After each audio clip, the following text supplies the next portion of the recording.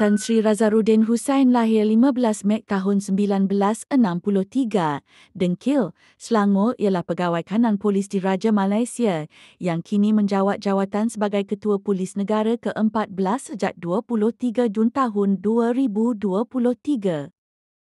Tan Sri Ayub Kehan Maidin Pichai lahir 27 Julai 1966, Kota Serta, Kedah ialah seorang pegawai kanan polis diraja Malaysia PDRM dan kini menjawat jawatan sebagai Timbalan Ketua Polis Negara Dek ke-29 sejak 23 Jun tahun 2023.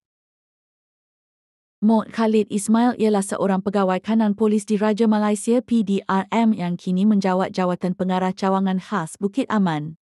Dilantik sebagai Pengarah Cawangan Khas pada 8 Mei tahun 2023, menggantikan Datuk Baharudin Ahmad. Sebelum itu, beliau berkhidmat sebagai Timbalan Pengarah Cawangan Khas. Jawatan tersebut merupakan salah satu posisi tertinggi dalam firm, bertanggungjawab terhadap risikan dalam negeri, keselamatan dan isu-isu sensitiviti nasional seperti kontraterorisme dan pengintipan.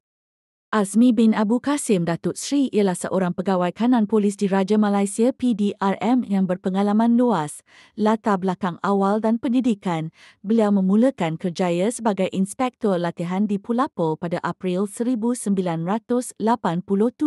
Mempunyai diploma perakaunan dan sarjana dalam pentadbiran perniagaan dari Yitung Shah Alam. Terima kasih di atas jasa-jasa Tan Sri.